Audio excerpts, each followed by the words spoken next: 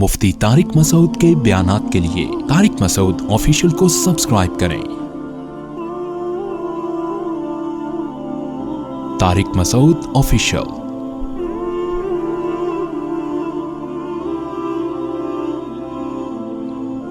قالت الملائکۃ یا مریم، وہ وقت بھی یاد کرنے کے قابل ہے جب فرشتوں نے کہا اے مریم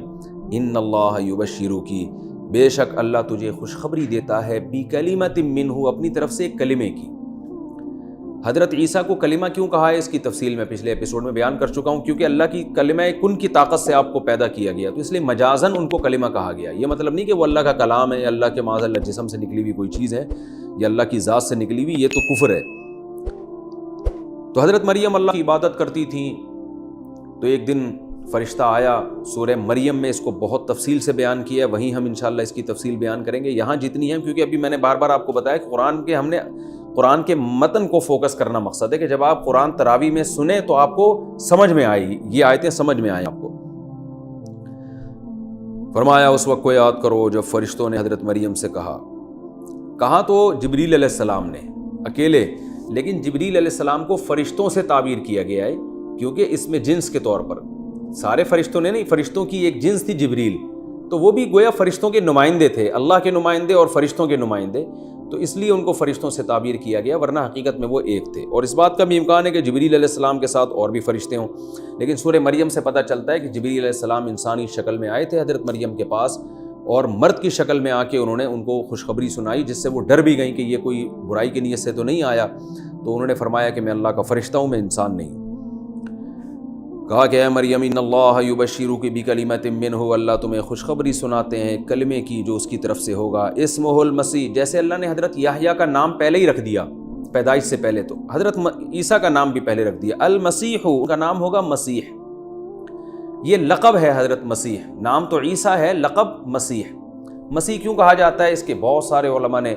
اس کی وجوہات بیان کی ہیں، راجح باتیں دو ہیں۔ ایک تو یہ مسح سے نکلا ہے، مس کا معنی چھونا،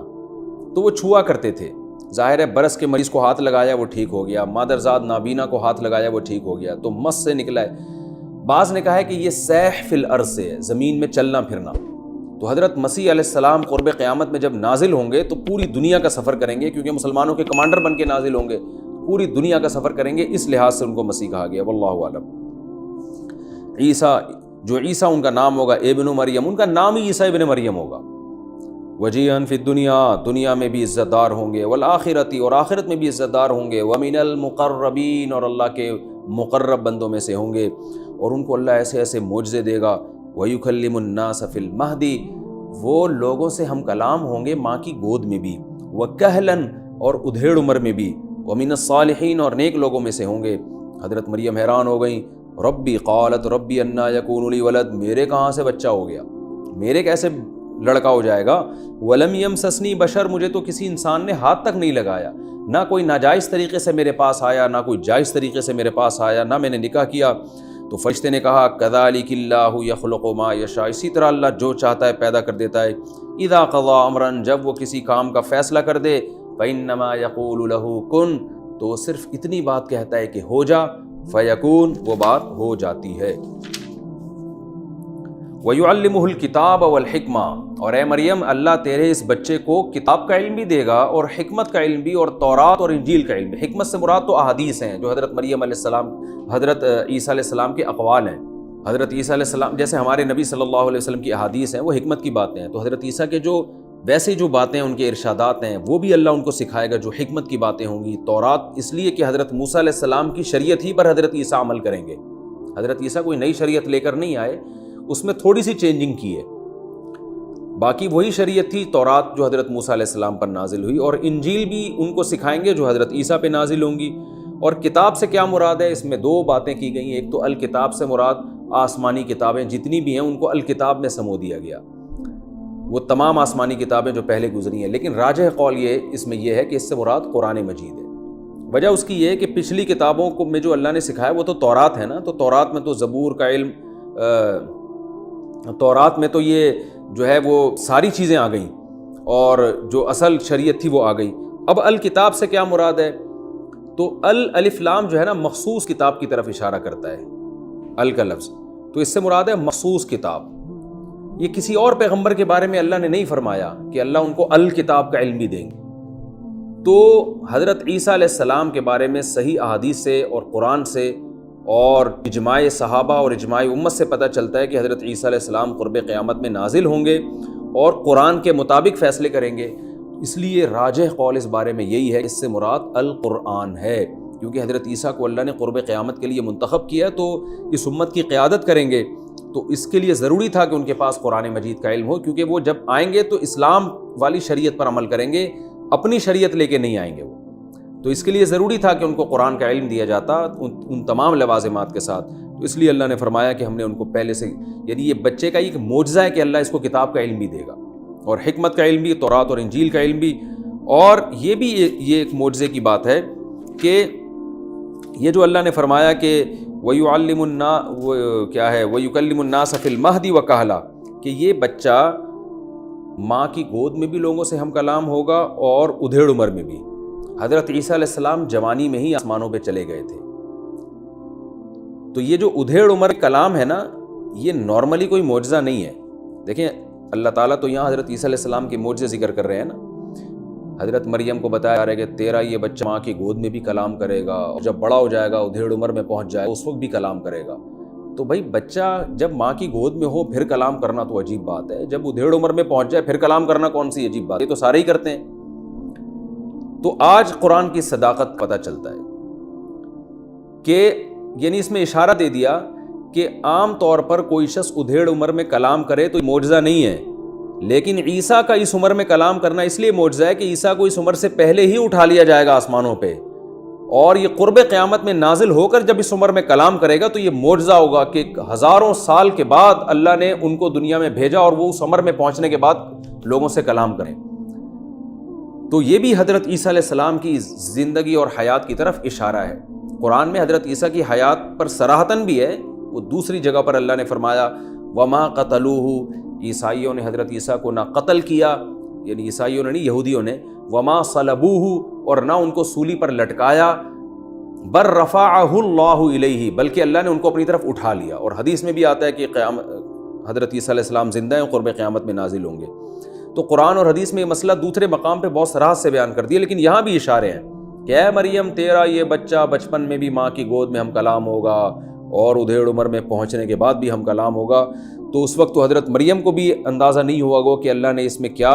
خوشخبری سنائی ہے اور کیا معجزے کا تذکرہ کیا ہے، لیکن جب حضرت عیسیٰ آسمانوں پہ زندہ اٹھے ہیں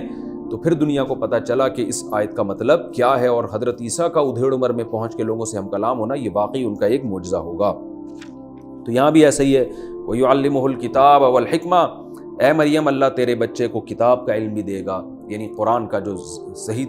جو راجح تفسیر ہے اس کے مطابق، وَالْحِكْمَةَ وَالتَّوْرَاةَ وَالْإِنْجِيلَ، اور تورات کا علم بھی دے گا اور انجیل کا علم بھی دے گا، وَرَسُولًا إِلَىٰ بَنِي إِسْرَائِيلَ، اور اسے بنی اسرائیل کا رسول بنا کے بھیجے گا۔ وہ رسول کیا کہے گا لوگوں سے، انی قد جئتکم بآیۃ من ربکم، لوگو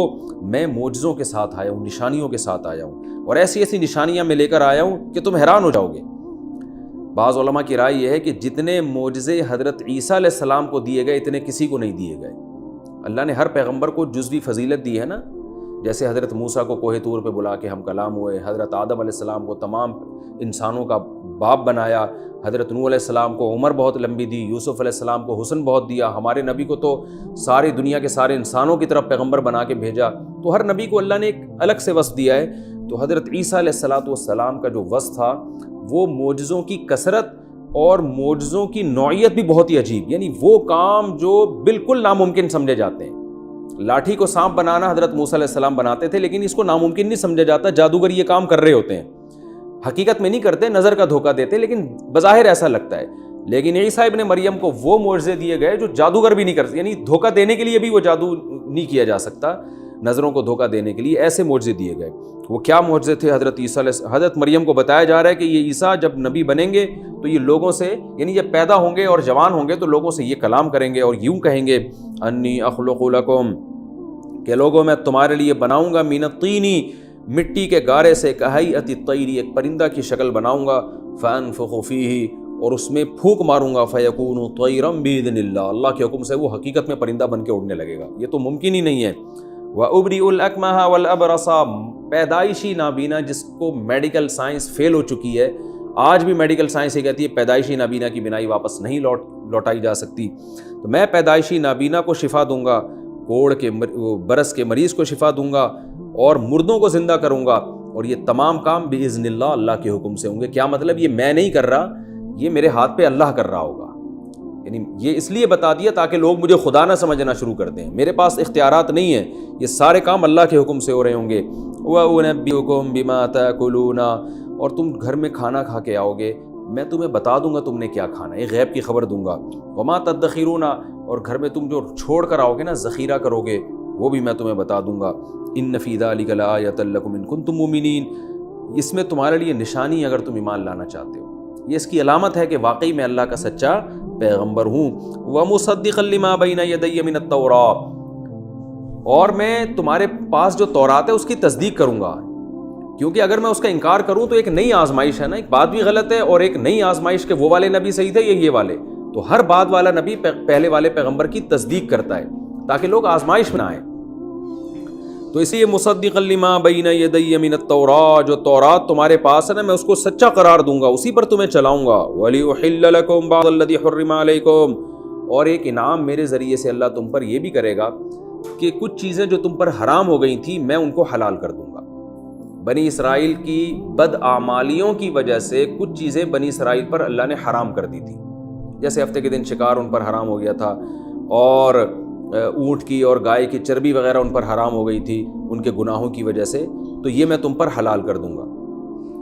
وَجِئْتُكُم بِآیَةٍ مِّن رَبِّكُم، اور میں تمہارے پاس اپنے رب کی نشانیاں لے کر آیا ہوں۔ فَاتَّقُوا اللَّهَ، لہذا اب اللہ سے ڈرو، وَأَطِیعُونِ، اور میری اطاعت کرو۔ ابھی بھی میری اطاعت نہیں کی تو اس کا مطلب میری نافرمانی نہیں بلکہ یہ اللہ کی نافرمانی ہوگی۔ یہاں جو اللہ نے فرمایا نا کہ میں حلال کر دوں گا، تو یاد رکھے حلال و حرام کرنا یہ اللہ کا کام ہے، یہ پیغمبر کو اختیار نہیں ہے۔ قرآن مجید میں دوسری جگہ پر اللہ نے صاف فرمایا لِمَ تُحَرِّمُ مَا أَحَلَّ اللَّهُ لَكَ، اے نبی آپ کیسے حرام کر دیں گے اس چیز کو جو اللہ نے حلال کی ہے۔ تو نبی صلی اللہ علیہ وسلم کو جب یہ اختیار نہیں تھا تو حضرت عیسیٰ کو کہاں سے؟ تو اس کو نسبت مجازی کہا جاتا ہے۔ حضرت عیسیٰ نے کہا میں حلال کروں گا، مطلب یہ کہ حلال تو اللہ کرے گا، میں اس حلت کو بیان کر دوں گا، تو بظاہر ایسا لگے گا جیسے میں حلال کرنا ہوں، اس کو مجازی نسبت کہتے ہیں، حقیقت نہیں ہے۔ اسی طرح یہاں جو یہ آ رہا ہے ابری الاکمہ، میں کوڑ کے مریض کو، میں نابینا کو آنکھیں دے دوں گا، تو میں نہیں دوں گا، دے گا اللہ، تو میری طرف نسبت اس لیے کہ ذریعہ میں بن رہا ہوں۔ تو حقیقت میں معجزہ ہو یا کرامت ہو، اس کی تمام تصرفات اللہ کے ہاتھ میں ہوتے ہیں، اس میں پیغمبر کا دخل بالکل بھی نہیں ہوتا، یہ خوب سمجھ لیں۔ اگر کوئی یہ سمجھتا ہے کہ پیغمبر اپنے اختیار سے چاند کے 2 ٹکڑے کر رہے ہیں، یا پیغمبر اپنے اختیار سے مردے کو زندہ کر رہے ہیں، اللہ نے ان کو مردے کو زندہ کرنے کا گویا اختیار دے دیا ہے، تو یہ شرک ہے، کفر ہے، یہ بالکل حرام ہے۔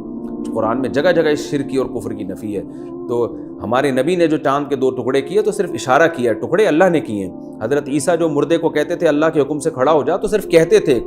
زندگی اس میں اللہ ڈالتا تھا۔ حضرت عیسیٰ جو مٹی کا پتلا بنا کے اس میں پھونک مارتے تھے تو اس میں حیات اللہ ڈالتا تھا، حضرت عیسیٰ نہیں ڈالتے تھے۔ تو یہ اس نسبت کو مجازی نسبت۔ اسی طرح حضرت عیسیٰ نے کچھ چیزوں حرام جو تھی حلال کر دیا، تو حضرت عیسیٰ نے نہیں کیا، اللہ نے حلال کیا جس کو حضرت عیسیٰ نے بیان کیا ہے، تو مجازاً ان کی طرف نسبت کر دی گئی ہے۔ مجازی نسبت ایسے ہوتی ہے جیسے ہم کہتے ہیں یار میں 3 پلیٹیں کھا گیا بریانی کی، تو پلیٹیں تھوڑی کھائی ہوتی ہیں آپ نے تو بریانی کھائی ہوتی ہے جو پلیٹوں کے اندر ہوتی ہے، لیکن وہ بریانی کو حذف کر دیا۔ گاڑی پنچر ہو گئی ہے، حالانکہ گاڑی نہیں، گاڑی کا ٹائر پنچر ہوا ہوتا ہے۔